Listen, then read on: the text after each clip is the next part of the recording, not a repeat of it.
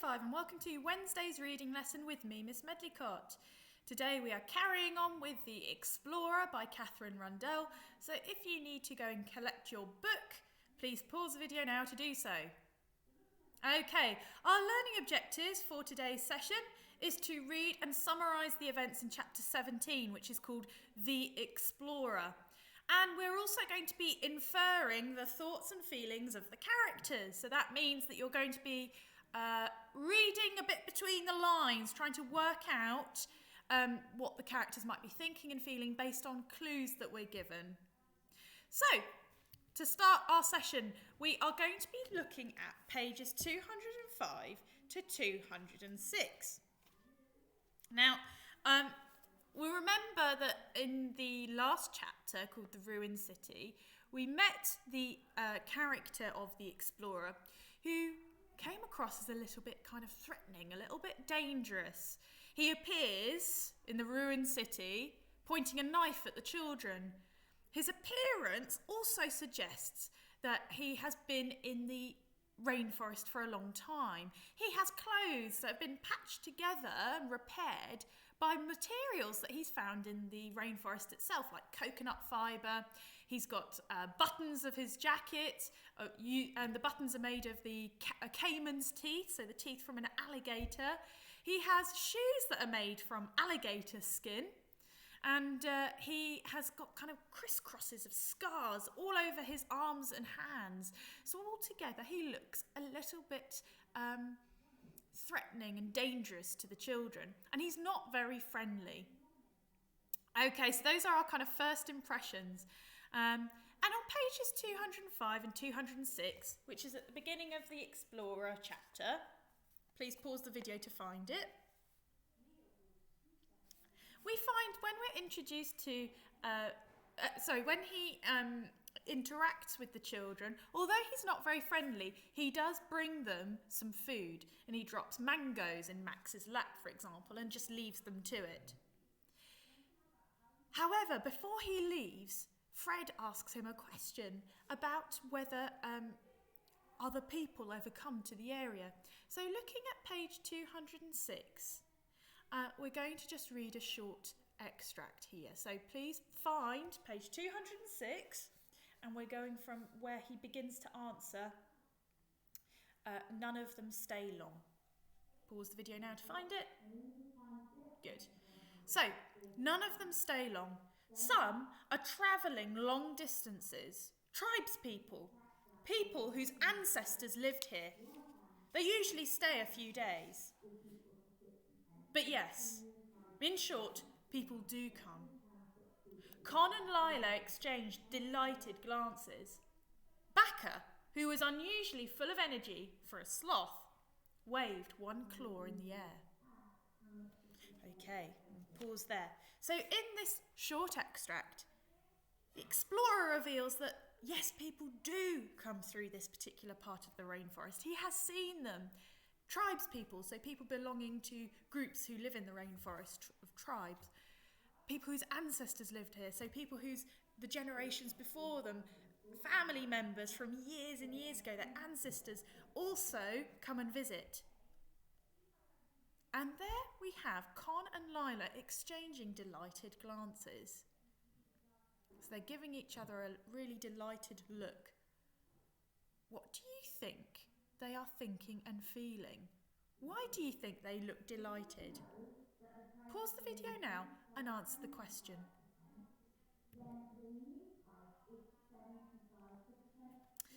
Okay, so you've had an opportunity now to answer those questions. Why do you think they exchange a delighted glance? Well, this glance could be because they think, oh good, people do come through here.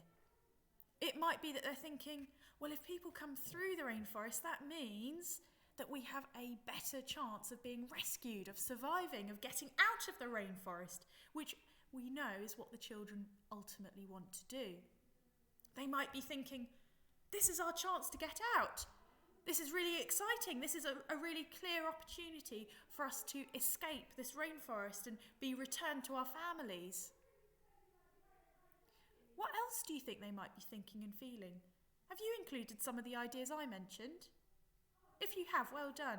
But you might have also come up with some different ideas based on what the clues that we've been presented with. That is what inference means. That's what it means to infer.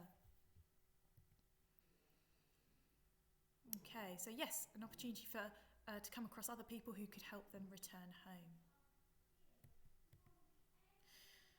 Okay, so we're now going to move on to page 209. Okay, so this is a conversation now between the explorer and the children. Pause the video now to find where we're going to read page 209. Hopefully you have found the place where it says, "I am not an explorer," towards the top of the top of the page. I'm going to read the extract. "I'm not an explorer. I'm a man who happens to be here. But people have been talking about a place like this for hundreds of years," said Fred. "You have to let everyone know. Because if this place does exist, it means they weren't fools. It means that they were heroes. It meant, though Fred did not say it, that it was not foolish, not mad, to dream of being an explorer himself. Heroes don't exist, boy." What does the explorer mean when he says that heroes don't exist? Do you agree that they are just inventions? So I'd like you now to consider these questions. In a previous lesson, we talked about the qualities of a hero or a heroine and the sorts of skills and strengths that they need to have. But the explorer says that they don't exist. He doesn't believe that anyone can be a hero or a heroine. Do you agree that they're just inventions? Do you agree with what the explorer says? Or do you side with Fred on this one, that actually they do exist? That the people who discovered this place were heroes, that they were adventurers, that they were explorers who found something fantastically interesting? Pause the video now to answer those questions. Okay.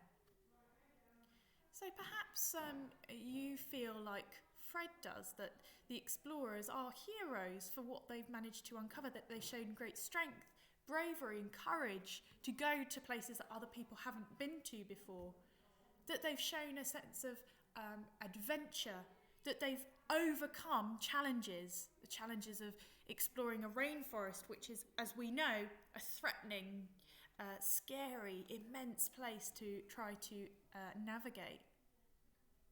Perhaps actually you feel like the explorer does, that heroes don't exist, right?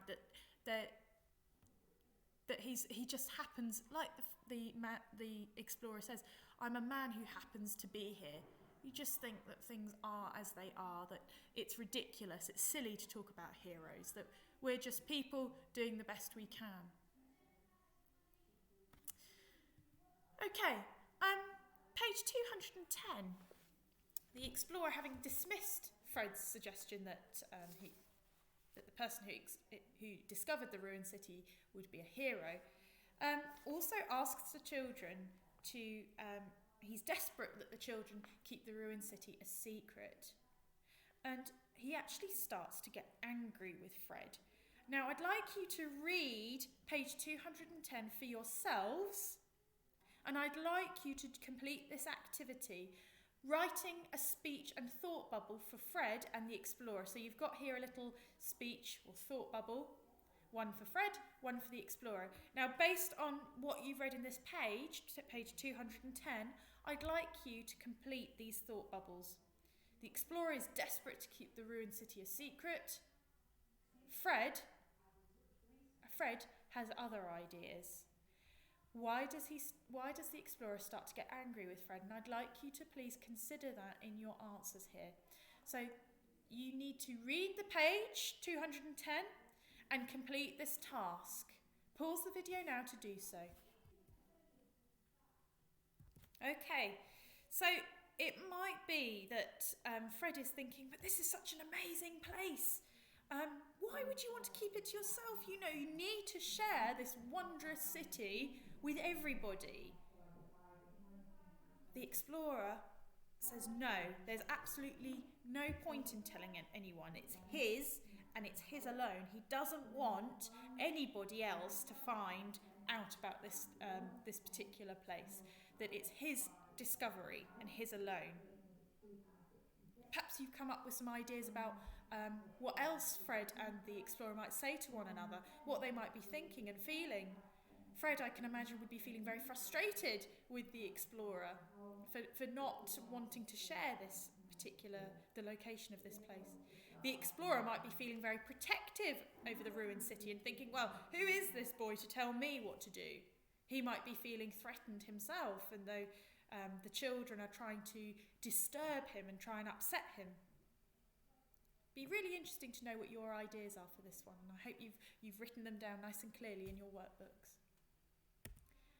Okay, and we are then moving along in the chapter. That the conversation between Fred and the explorer does not go down well. He actually becomes extremely angry with the children. Okay, he becomes very annoyed with them for not promising. All of them, they don't all promise to keep it a secret. Fred is the one who doesn't see it from the explorer's point of view at all. Now, the children make the decision, or Fred makes the decision, that they've got to try and find out what is behind the curtain of vines. What is it that the explorer is hiding from them? They want to find out. And Fred is so keen not only to find out what is behind the curtain of vines, but also to try and get to the city of Manaus, the place where they could be rescued. And in order to do that, they need some provisions, they need some food. And so when we look to page 224,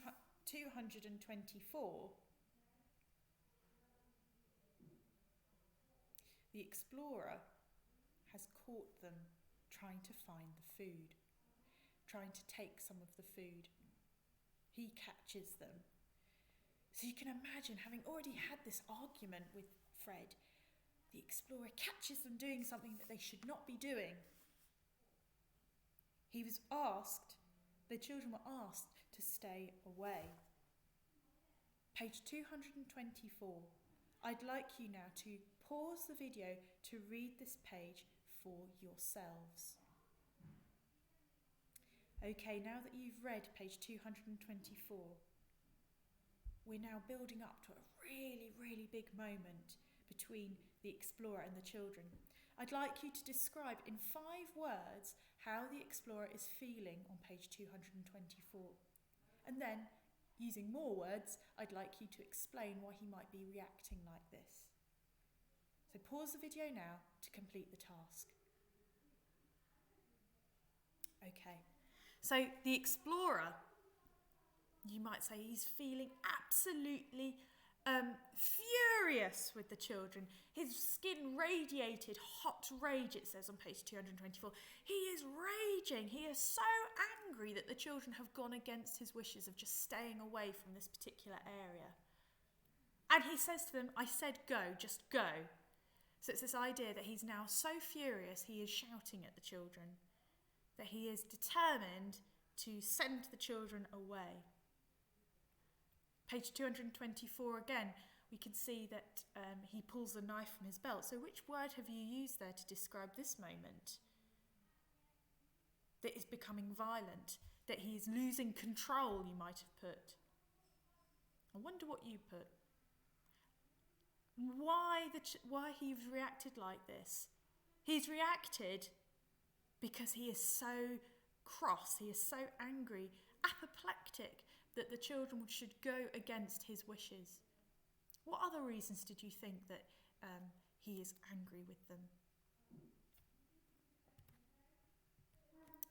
Okay, and now that we've come to the end of today's lesson, we've covered a lot here. There's a lot of the text that we have covered. It would be great if you could read that chapter, the Explorer, for yourselves. Because we've gone through it at quite a pace. If you can go back and read the chapter in more detail for yourselves, that would be great. In tomorrow's lesson, we're going to be moving on to the next chapter, which is called The Trap. As usual, if you can read that chapter before tomorrow's lesson, that would be fantastic. If not, don't worry, because we are going to be going through the main events of the chapter together. I hope you enjoy the rest of your day, and I'll see you tomorrow. Bye-bye.